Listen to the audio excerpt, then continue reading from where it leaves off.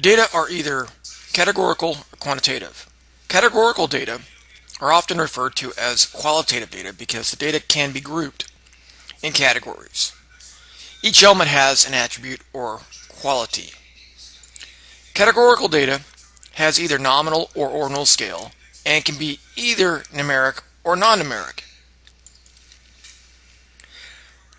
Statistical analyses are limited to frequency tables, bar charts, and pie charts.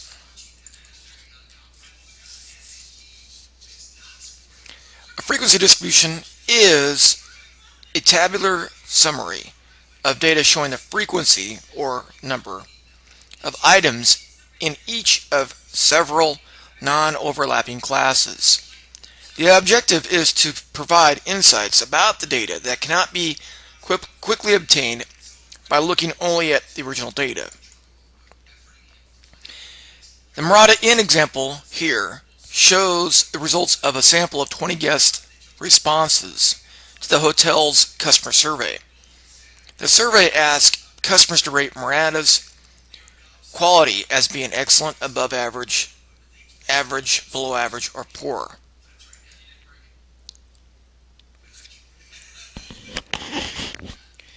Three customers surveyed said Murata's quality was below average. 9 customers surveyed said Murata's quality was above average. 5 customers surveyed said Murata's quality was average. 2 customers surveyed said Murata's quality was poor. 1 customer said Murata's quality was excellent. The numbers in non-overlapping classes, excellent, above average, average, below average, or poor, are called frequencies. The frequencies of customers saying Murata's quality was poor is 2. The frequency of customers saying Murata's quality was below average is 3. The frequency of customers saying Murata's quality was average is 5. The frequency of customers saying Murata's quality was above average is 9. The frequency of customers saying Murata's quality was excellent is 1. Frequencies add up to the number of customers in a sample, which is 20. The relative frequency of a class is the fraction or proportion of the total number of data items belonging to the class. Since 2 people rated Murata's quality as poor, the relative frequency of customers saying Murata's quality was poor is found by dividing 2 by 20. The relative frequency of customers saying Murata's quality is poor is 0.1. Since 3 people rated Murata's quality as being below average, the relative frequency of customers saying Murata's quality was below average is found by dividing 3 by 20. The relative frequency of customers saying Murata's quality was below average is 0.15. Since 5 people rated Murata's quality as average, the relative frequency of customers saying Murata's quality was average is found by dividing 5 by 20. The relative frequency of customers saying Murata's quality was average is 0.25.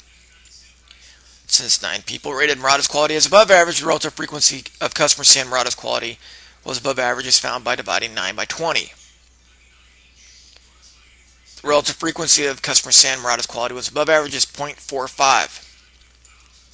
Since 1 person rated Murata's quality as excellent, the relative frequency of customers saying Murata's quality was excellent is found by dividing 1 by 20. The relative frequency of customers saying Murata's quality was excellent is 0.05.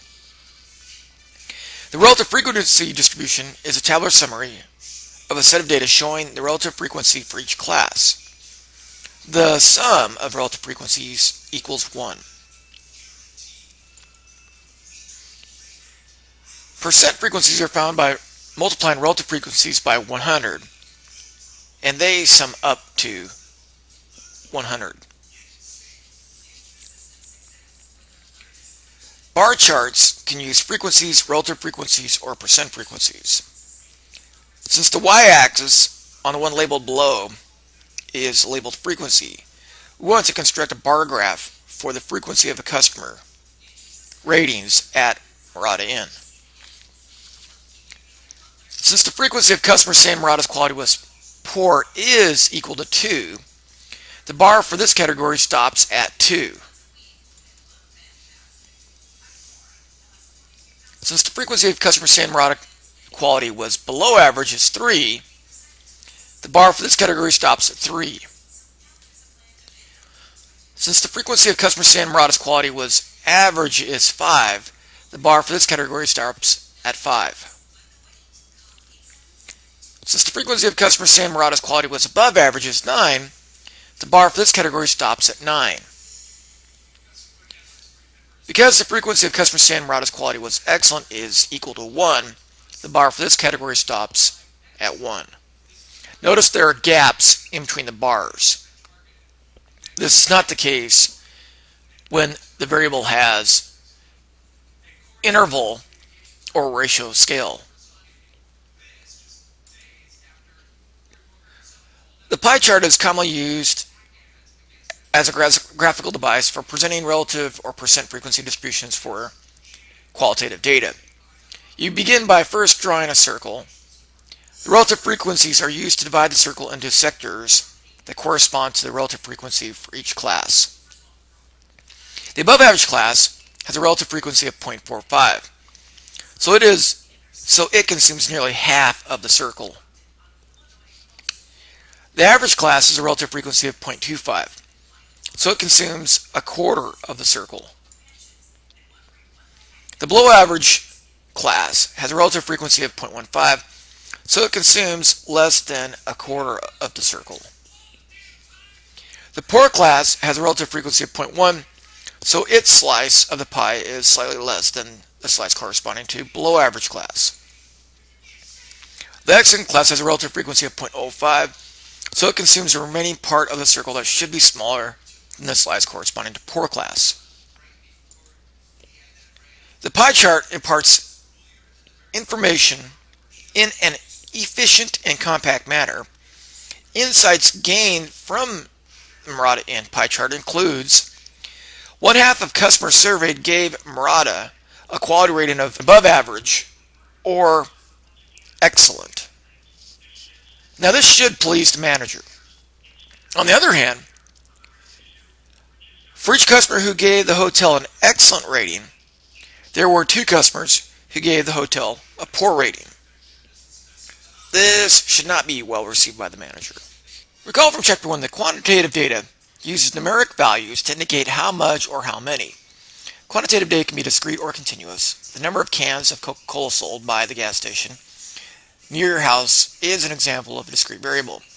The volume of gasoline sold by the same gas station is an example of a continuous variable. Quantitative data is always numeric, and so arithmetic operations, multiplication, addition, subtraction, are meaningful. Statistical analyses not only include frequency tables, bar charts, and pie charts, but also averages, standard deviations, and correlations. In Chapter 1, we constructed a histogram and computed the sample mean for the Hudson Auto Repair example. If you recall, the manager of the garage wanted to compile statistical summaries of several variables associated with the operation of her garage. One of the variables of interest is the cost of parts used in tune-ups. She randomly selected 50 tune-up invoices. She entered the cost of parts, rounded to the nearest integer, into an Excel spreadsheet like the data shown below. Sorting the data from the minimum value of 52 to the maximum value of 109 is helpful in understanding how medians, modes, and percentiles are found. In the previous chapter, we chose intervals with a width of 10. Well, how do we come up with this? First, you decide how many classes you need, and then determine the class width. Typically, you want between 5 and 20 classes. Classes are sometimes referred to as intervals. Excel refers to them as bins and categories. The larger your data set, the more classes you generally need. For smaller data sets of, say, size 25 to 30, you use 5 classes. The goal of choosing the number of classes is to get a good idea of what the distribution might look like. Next, you must decide how wide each interval should be. The following guidelines for selecting class width represent a rule of thumb. Pick 9 numbers nice numbers like 5, 10, 25, 50, 100, etc. First and foremost, use class widths of equal width. The approximate class width is found by subtracting the minimum from the maximum value and then dividing this difference by the number of classes you want. We chose 6 classes in the previous video for our Hudson Auto Repair data, whose minimum and maximum values were 52 and 109. So the class width according to this equation is 9.5. Well, this isn't a nice number. We chose instead the number 10 because it is nice. So 10 was our class width. Since the smallest value is near the nice number of 50, and our class width is 10, our first interval is 50 to 59. Although the difference of the two numbers is 9, there are 10 numbers from 50 to 59. Because this data is discrete, remember, the owner of the repair shop rounded the dollar values to the nearest dollar. The first interval, 50 to 59, contains 2 invoices. Hence, the frequency or count in this interval is 2. The second interval, 60 to 69, contains 13 invoices. Hence, the frequency of this interval is 13. The third interval, 70 to 79, contains 16 invoices. Hence, the frequency of this interval is 16. The fourth interval, 80 to 89, contains 7 invoices. The frequency of this interval is 7. The fifth interval, 90 to 99, contains 7 invoices. The frequency of this interval is 7. The sixth and final interval, 100 to 109, contains 5 invoices. The frequency of this interval is 5. Notice that the minimum of 52 and the maximum, they're in their respective intervals. The frequencies in the intervals 50 to 59, 60 to 69, 70 to 79, 80 to 89, 90 to 99, and 100 to 109 are 2, 13, 16, 7, 7, and 5. These sum to the sample size of 50. The relative frequency of a class is the fraction or proportion of the total number of data items belonging to the class, in this case interval. Since the frequency of invoices between 50 and 59 is 2, the relative frequency of this interval is found by dividing 2 by 50. The relative frequency of this interval is 0.04. 2 divided by 50 is 0.04. Since the frequency of the invoice between 60 and 69 is 13, the relative frequency is found by dividing 13 by 50. So the relative frequency is 0.26. The frequency of invoice between 70 and 79 is 16. The relative frequency of this interval is found by dividing 16 by 50, which is 0.32. The frequency of invoice between 80 and 89 is 7.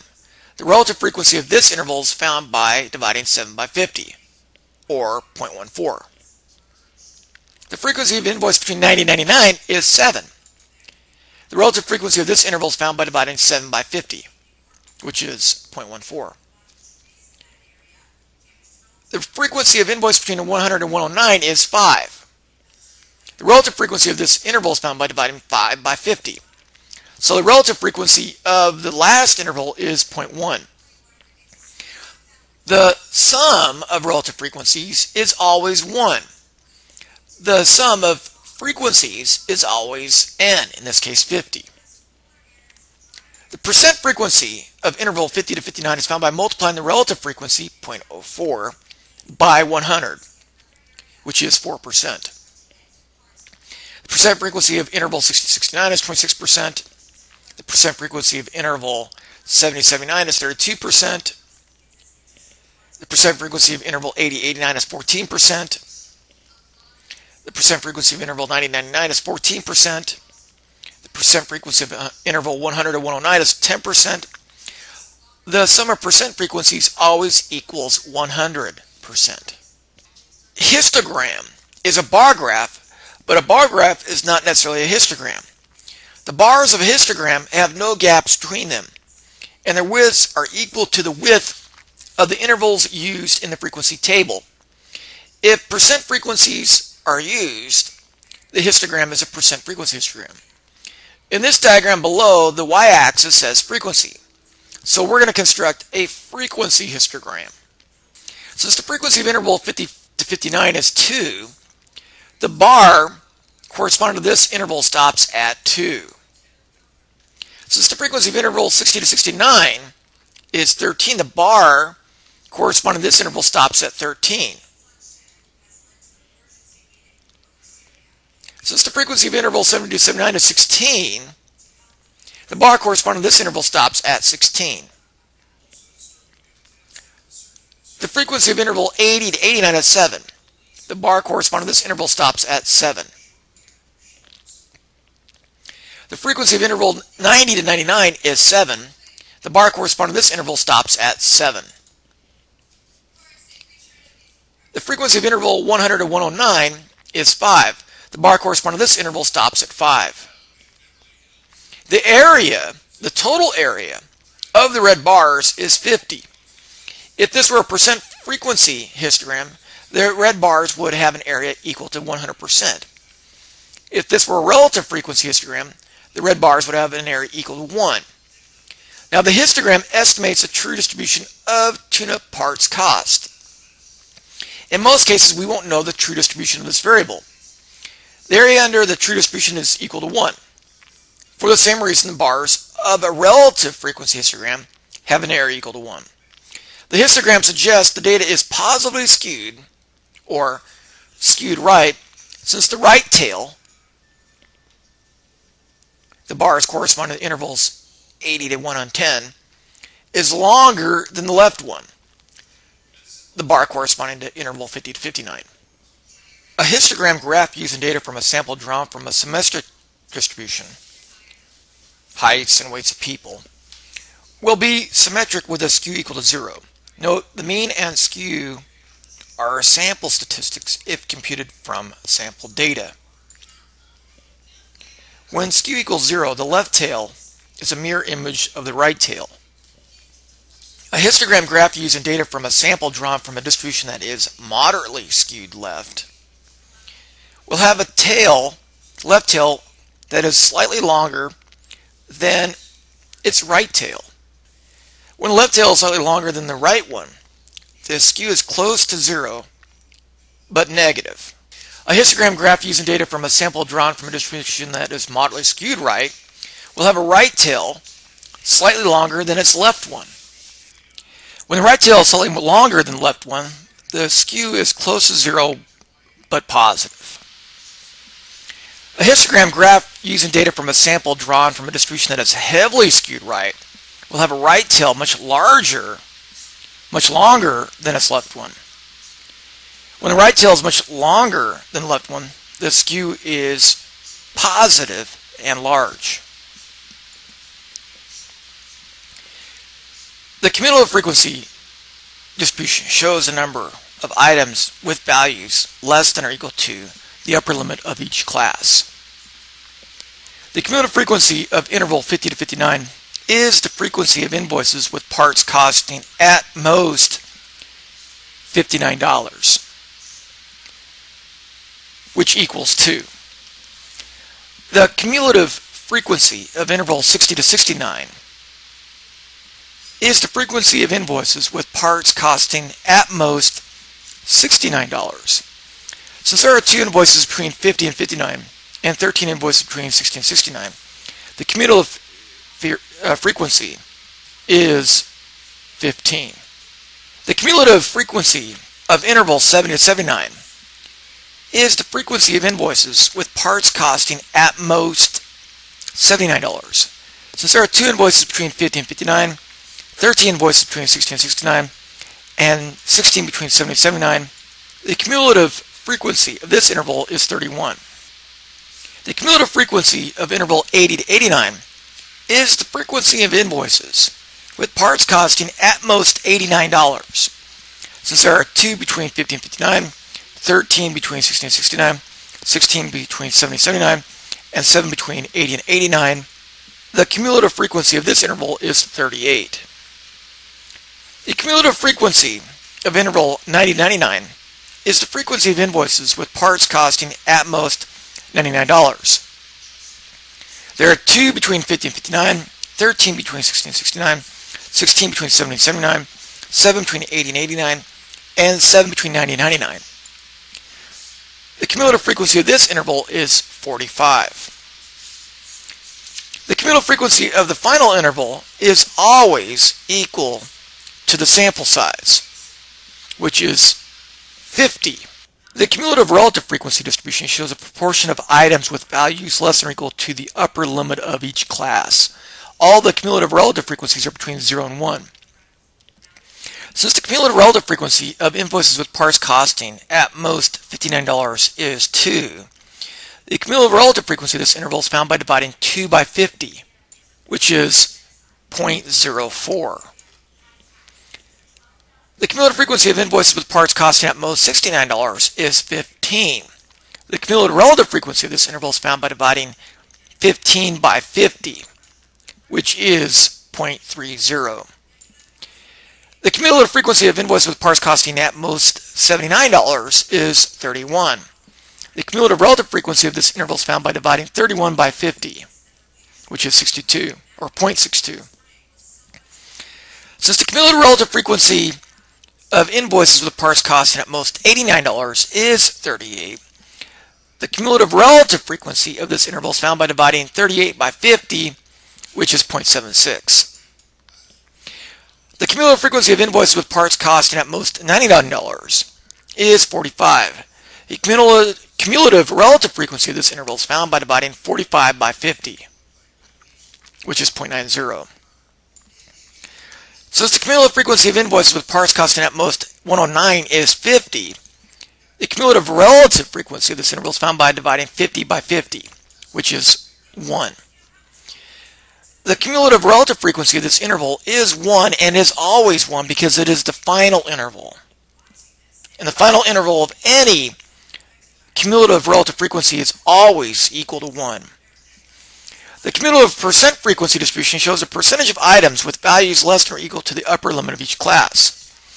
Multiplying all the cumulative relative frequencies by 100 yields cumulative percent frequencies. The cumulative percent frequencies are 4, 30, 62, 76, 90, and 100. The final cumulative percent frequency is always equal to 100%. An ogive is a graph of a cumulative distribution. On the y-axis, we could have cumulative percent frequency, or cumulative relative frequency. In the diagram here, the y-axis is labeled cumulative percent frequencies. Hence, this ogive is a cumulative percent frequency distribution. The percent of invoices with parts costing at most $59 is 4%. Now this is the same as saying the percent of invoices with parts costing less than 60 is 4%. Hence the height of 4% at the value 60. We can also say that the percent of invoices with parts costing less than $50 is 0%. So this ogive starts at $50 and 0%, then travels to the point $60 and 4%. The ogive next travels to point $70 and 30%. Because the percent of invoices with parts costing at most 69 or less than 70 is 30%. Next, we go to point 80, 62. Because the percent of invoices with parts costing at most $79 or less than 80 is 62%. Next, we go to point 90 and 76. Because the percent of invoices with parts costing at most $89 or less than $90 is 62%. The percent of invoices with parts costing at most $99 or less than $100 is 90%. The percent of invoices with parts costing at most $109 or less than $110 is 100%. All cumulative percent frequency ogives end at 100%. All cumulative relative frequency ogives end at 1. Thus far, we've focused on methods that are used to summarize the data for one variable at a time. However, many variables are related. For example, the local football team. If it wins more games, more people show up at home games. More people at home games means higher hot dog sales. Often a manager is interested in tabular and graphical methods that will help understand the relationship between two variables. These methods can improve the quality of their decisions. If the football team is having a bad season, attendance will be lower than in previous years. If the manager of the concession stand does not understand this, he or she might order too many hot dogs. A cross-tabulation table and a scatter diagram are two methods for summarizing the data for two variables simultaneously. Cross-tabulation tables, called pivot tables in Excel, can be used to show the presence of a relationship between two variables. Now, just because a cross-tabulation shows the presence of a relationship between two variables doesn't necessarily mean there is causation between one to the other, or vice versa. Cross-tabulation can be used when one variable is qualitative and the other is quantitative, or both variables are qualitative, or when both variables are quantitative. If both variables are quantitative, the variable can be also summarized by a scatter plot. The left and top margin labels define the classes for the two variables. The cross-tabulation is essentially three frequency tables in one.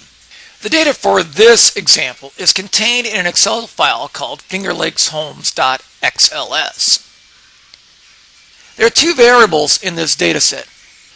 One of them is a quantitative variable called price range. According to the cross-tabulation table, the intervals we chose are homes costing at most $99,000 and those costing more than $99,000.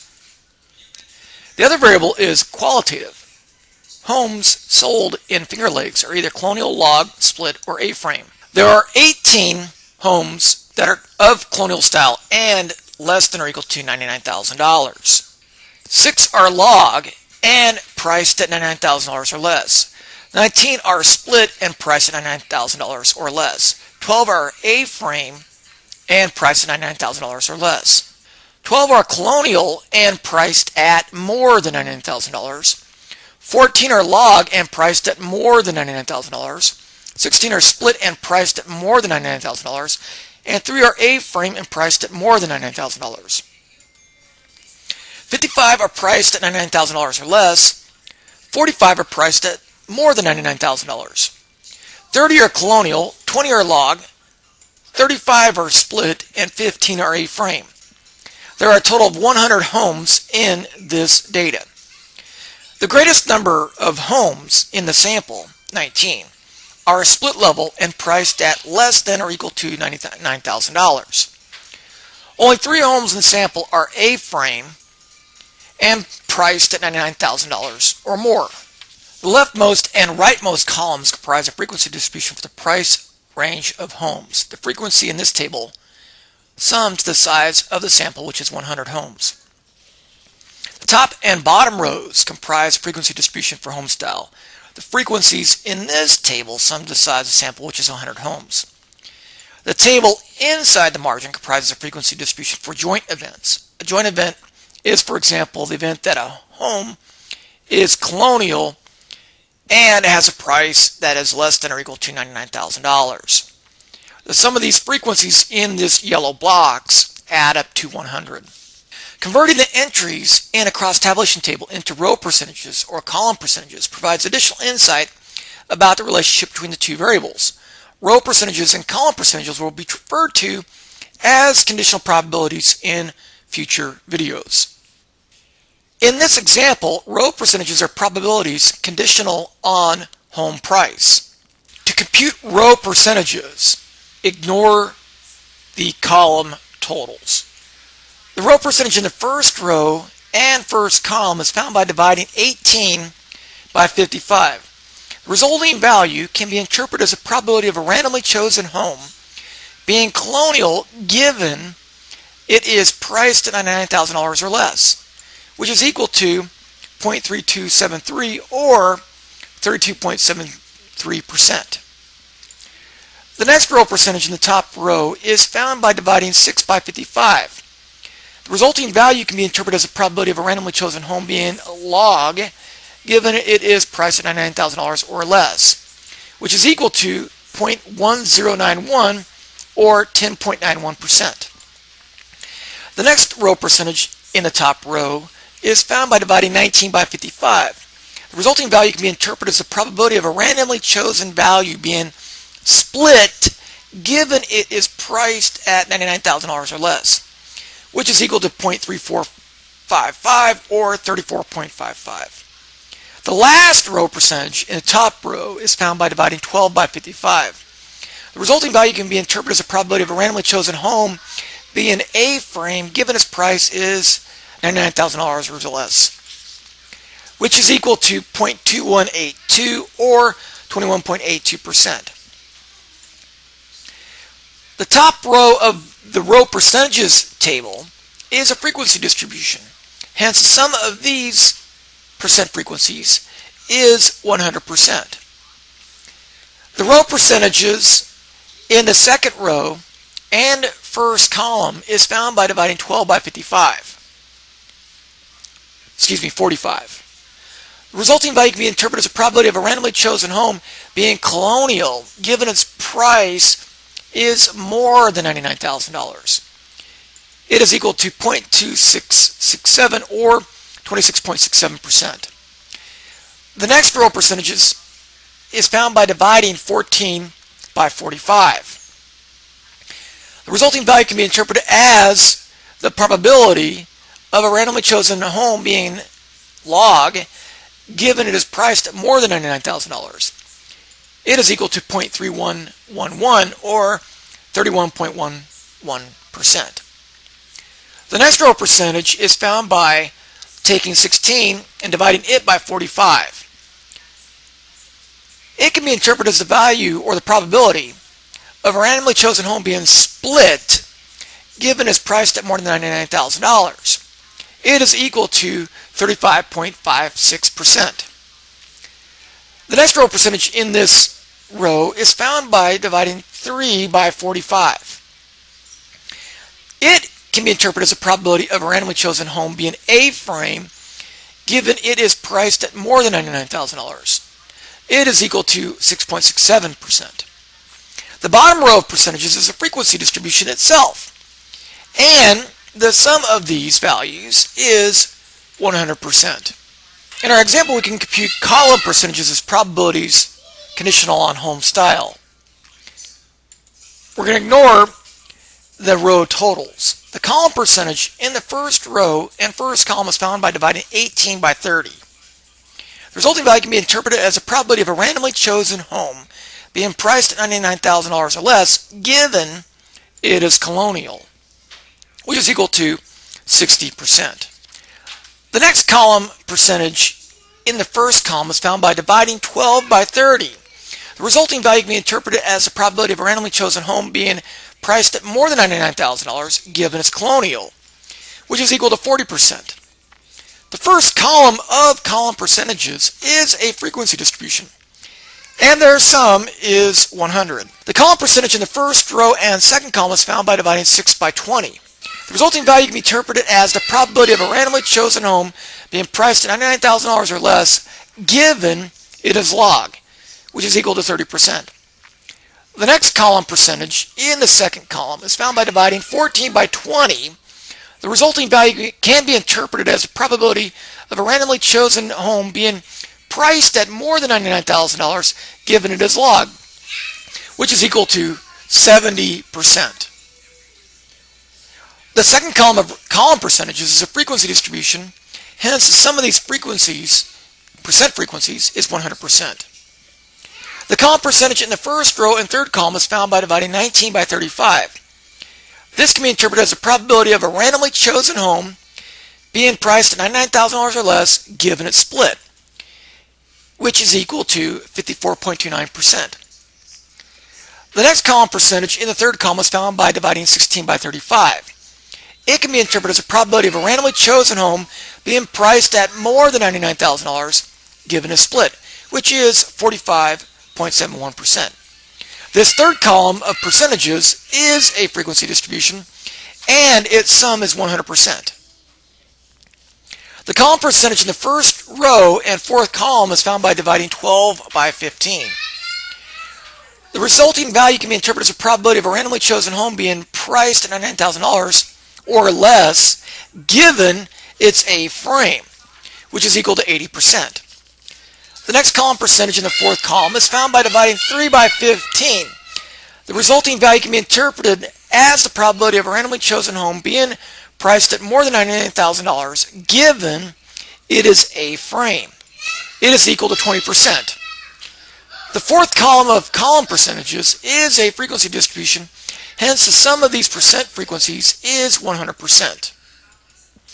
A cross tabulation can be misleading if the data is aggregated. An aggregated cross tabulation is one that results when two cross tabulations are combined.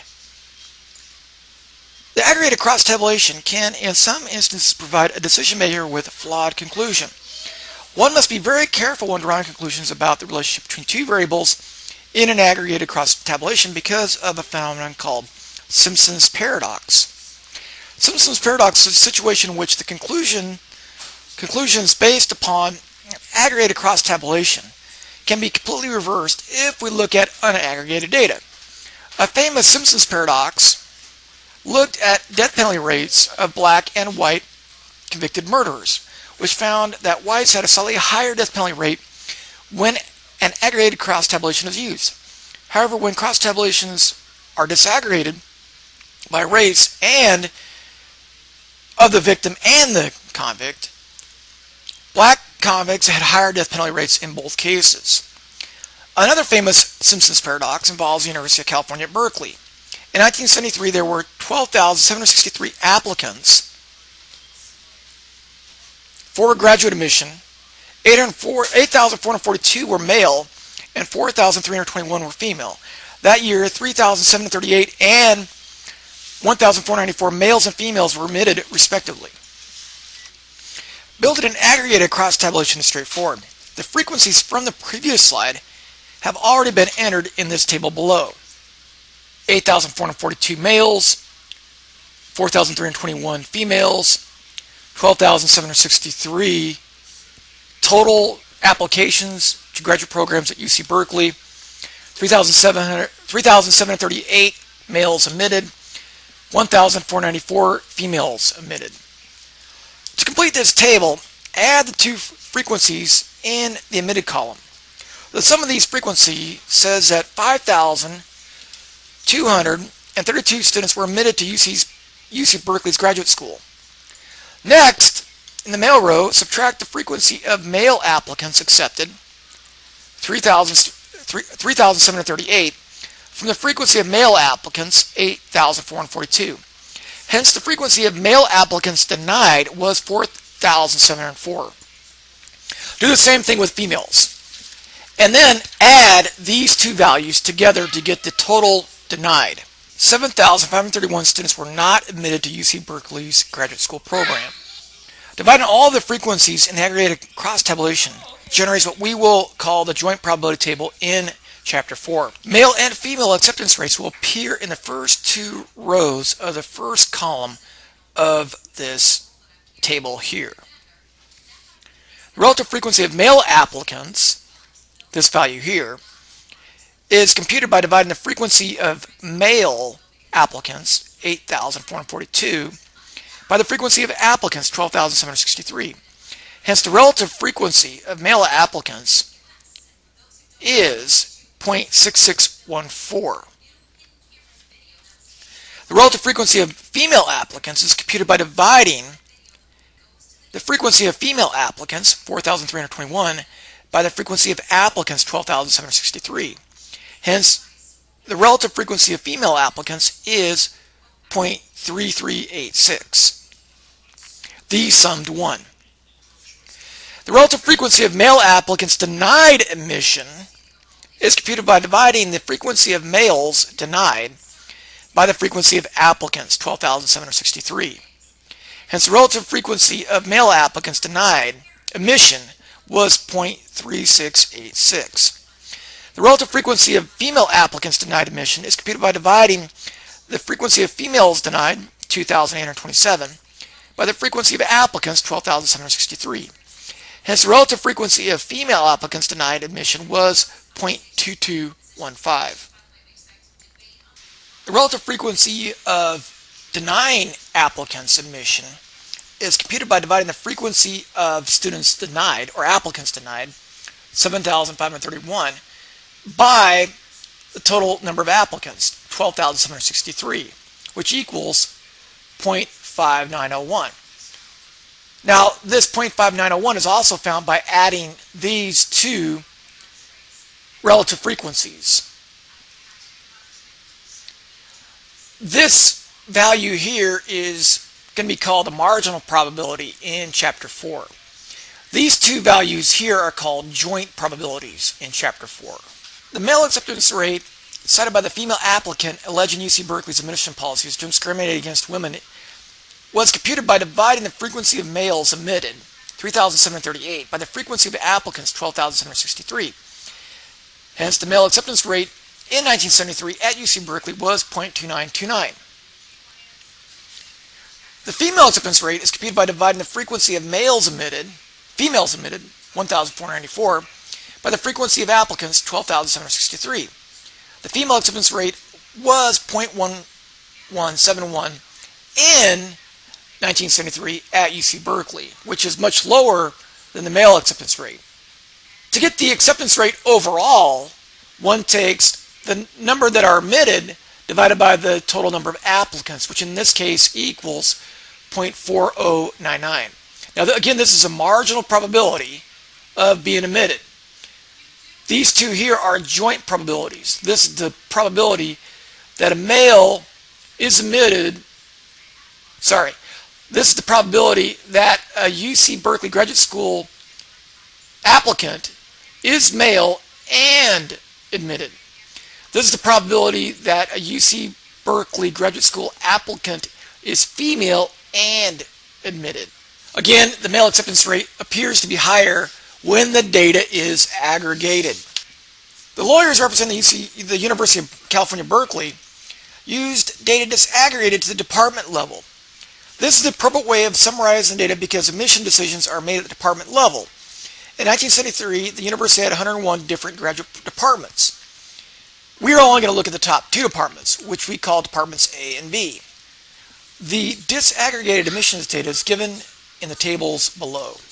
Computing row percentages, which are referred to as conditional probabilities in Chapter 4, reveals Simpson's paradox.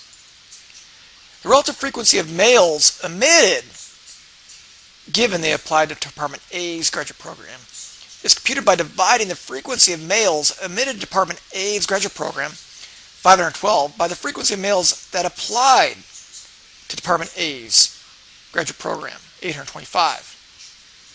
The relative frequency of males admitted, given they applied to Department A's graduate program, is 0.6206. The relative frequency of males denied admission, given they applied to Department A's graduate program, is computed by dividing the frequency of males not admitted to Department A, 313, by the frequency of males that apply to Department A, 825, which is 0.3794. Both of these add up to 1. The relative frequencies admitted, given they apply to Department B's graduate school program is computed by dividing the frequency of males admitted to Department B's program, 313, by the frequency of males that apply to Department B's graduate program, 520. The relative frequency of males admitted given they applied to Department B's graduate program is 0.6019.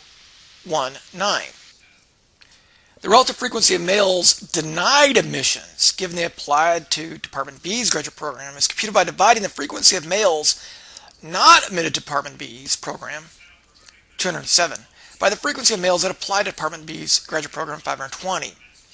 The relative frequency of males denied given they applied to Department B's graduate program was 0.3981. These two probabilities or relative frequencies again add up to 1.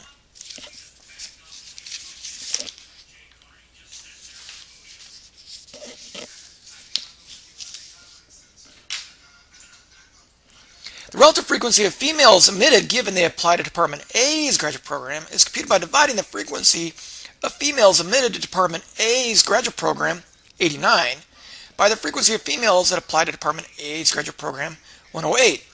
This relative frequency of females admitted given they applied to Department A's graduate program was 0.8241. The relative frequency of females denied admission given they applied to Department A's graduate program is computed by dividing the frequency of females not admitted to Department A's graduate program, 19, by the frequency of females that applied to Department A's graduate program, 108. The relative frequency of females denied given they applied to Department A's graduate program was 0.1759.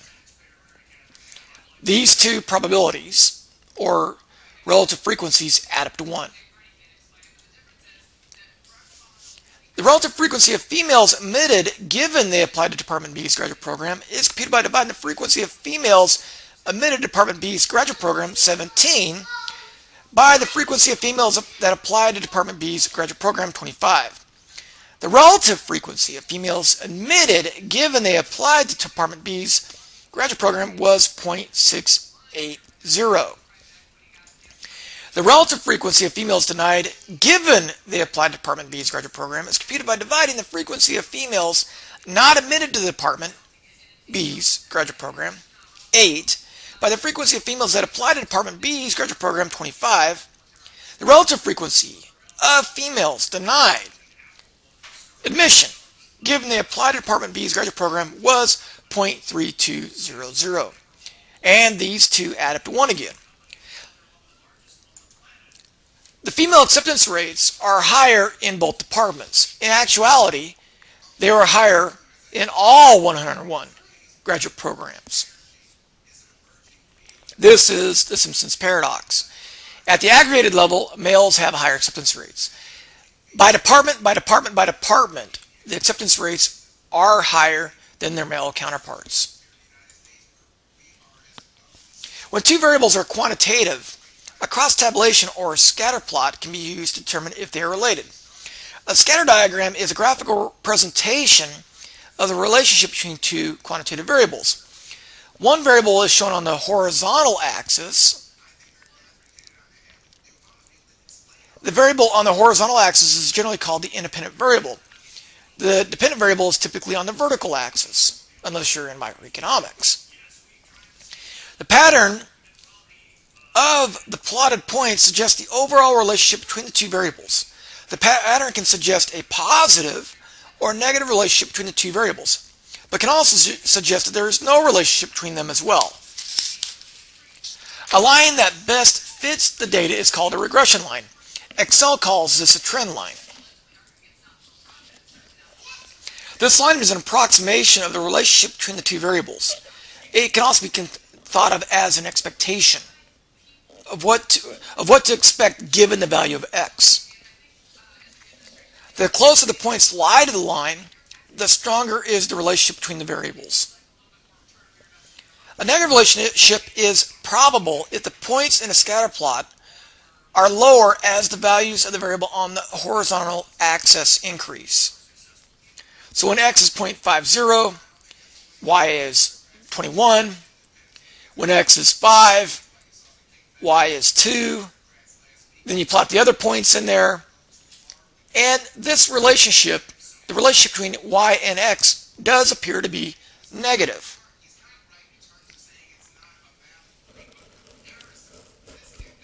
If x is the price of Big Macs and y is the quantity demanded for Big Macs, then the red line represents the demand curve for Big Macs.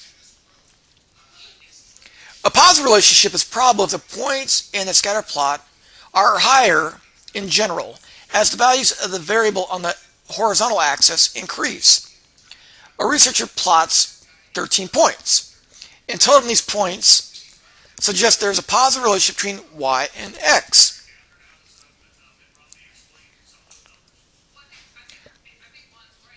Suppose x is the price of Big Macs. Y is the quantity demanded for Whoppers. The red line suggests that as the price of Big Macs increases, the quantity demanded for Whoppers increases. This makes sense because people will consume fewer and fewer Big Macs and more Whoppers as the price of Big Macs rise. This diagram suggests that Big Macs and Whoppers are substitutes. No relationship is probable if the height of the points in the scatter plot generally do not increase or decrease as the values of the variable on the horizontal increase. A researcher again plots 13 points. In total, these points suggest there is no relationship between y and x. Suppose x is the price of Big Macs and y is the quantity demanded for nose hairs trimmers. The red line suggests that as the price of Big Macs increases, the quantity demanded for nose hairs trimmers does not change. This diagram suggests that Big Macs and nose hair trimmers are neither substitutes nor complements. The example below will be used to generate a scatter plot of Panthers football team's interceptions and points scored. When the Panthers have one interception, they scored either 14 points as a team or they scored 17 combined points as a team. When they made two interceptions, they scored 18 points as a team. When they had three interceptions, they scored 24 points as a team and 30 points as a team.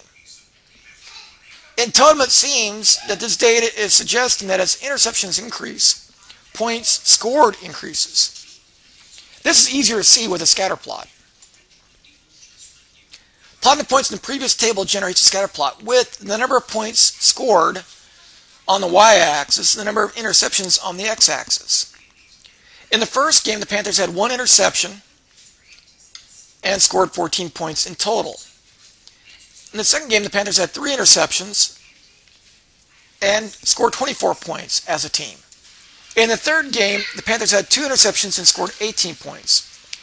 In the fourth game, the Panthers had one interception and scored 17 points as a team. In the fifth game, the Panthers had three interceptions and scored 30 points as a team. The scatter plot explicitly shows there seems to be a positive relationship between interceptions and points scored. The scatter plot helps us gain a deeper understanding of the relationship between interceptions and points scored. The diagram indicates a positive relationship exists between interceptions and points scored. The team scores more points as the number of interceptions rise. This relationship is, of course, not perfect because there's a lot of variables that go into points scored. Is the offense predominantly a rushing team? If they're predominantly a rushing team, they're going to score fewer points than a passing team. Does the defense give up a lot of yards? Does the defense give up a lot of points? If so, their offense is going to be on the field more, scoring more points. So it's not a perfect relationship, and there is information missing.